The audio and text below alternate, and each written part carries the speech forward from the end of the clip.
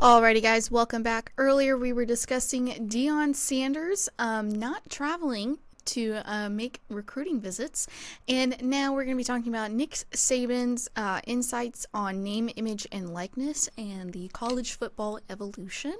But before we do that, I just wanted to remind you guys to like and follow the show. We get a number of questions from viewers that come in during the show, so to ensure that your question gets read on the air, I ask that you use the tips and donation link with your question. That link is gsmcpodcast.net. This puts your question at the top of the list so that I can see it, and it just also really helps the show. You guys should do it. Nice.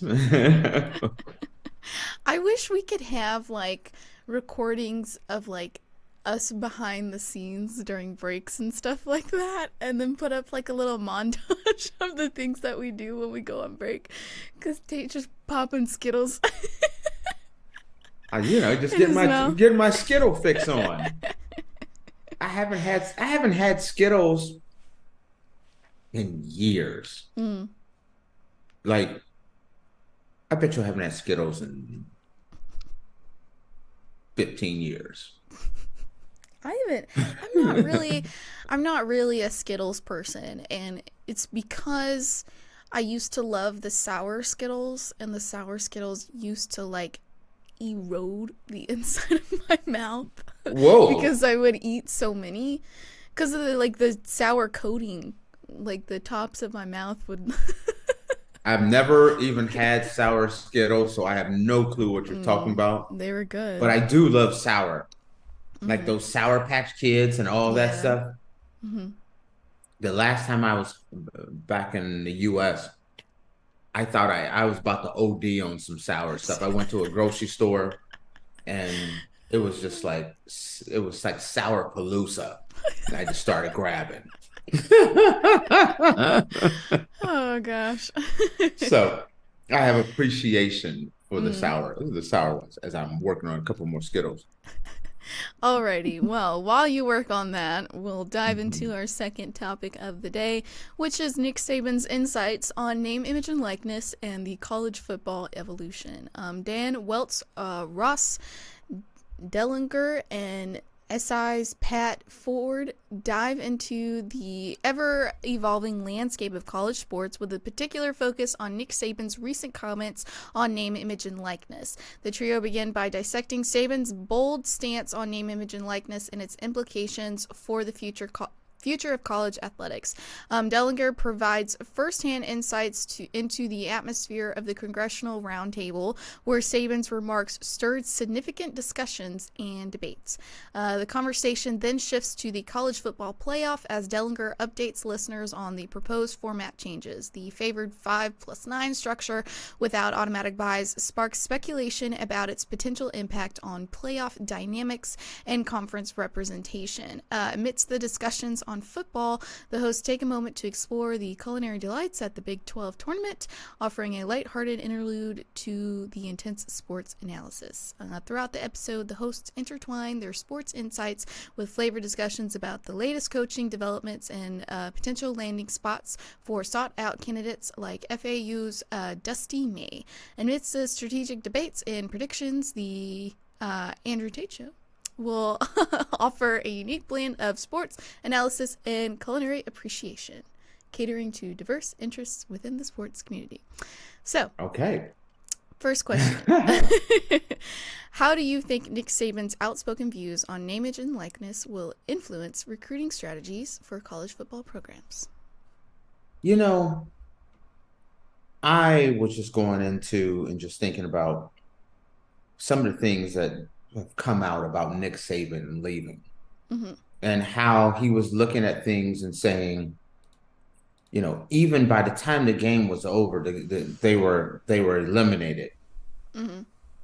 Kids were already saying, "Hey, coach, am I gonna get more money next year? Because so and so's offering me more money." And one of the things that kind of bugged Nick Saban was he didn't even have time to step back and look at the season and address the season before kids were already thinking about, hey, so-and-so's already called me saying they're giving me more money. I'm not coming back, coach, unless you match this. Mm-hmm. That's the big problem and with this whole name, image, and likeness. Mm-hmm. It's crazy because name, image, and likeness should not even be a part of college football. Mm-hmm. That is a totally separate conversation. It has been crazy for years that you can't, a guy, if you're a top quarterback for a school, and you can't do an endorsement deal Right. before this. Now it's become part of it. And it's like, hey, unless you get me more endorsement deals and name, image, and likeness money, I have to leave. It's all, everybody's one and done. Everyone is potentially, you have to worry about, oh boy, do we win this game or do we get Billy a couple more carries because he's not going to be happy if his carries are down? Yeah. Which then he may transfer. These are things that should not even come into a coach's mindset. This is the reason why I talk about the whole issue of paying players, making players employees of the university. They sign a 3-year or 4-year deal to go to school at the University of Georgia, at the University of Colorado, at the University of Miami, and whatever school it is. Mm-hmm. It's a set amount, whatever that dollar figure is. Let's say it's $10,000 a month for 4 years. You're there, and any extra money that you get on name, image, and likeness, that's you. That's with you and your agent.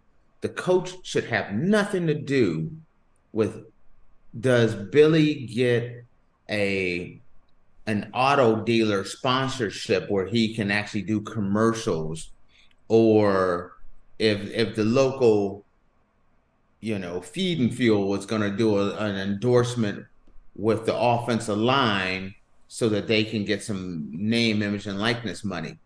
That is not what this was meant to be. Coaches should be coaching. Mm-hmm.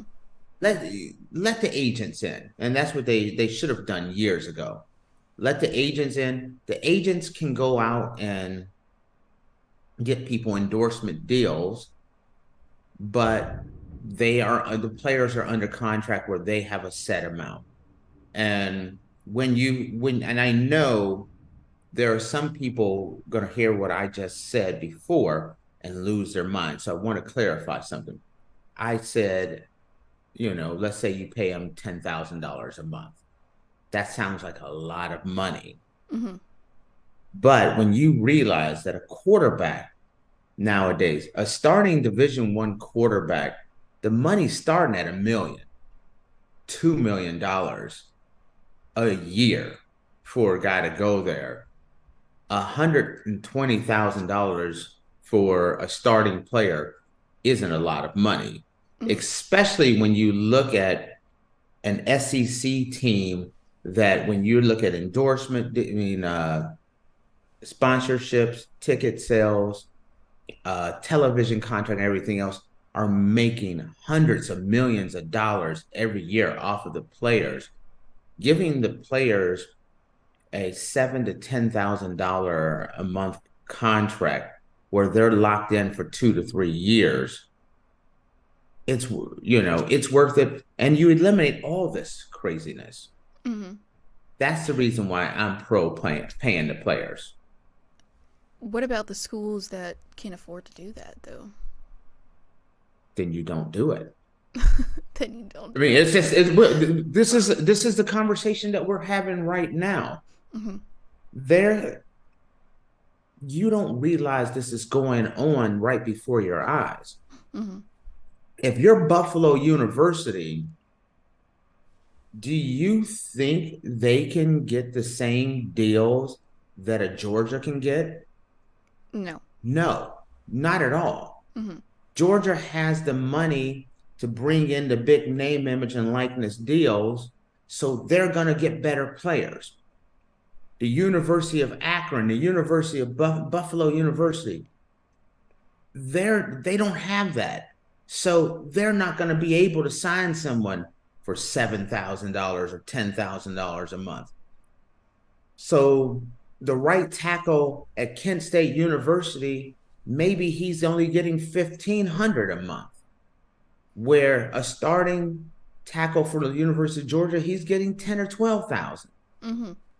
That's just, but it's going on now. People just, they call it name, image, and likeness, but they're paying these players to come aboard. There's not a player, or if there are, there's very few players at Ohio State and Georgia and Alabama and Michigan and Texas that are not getting paid.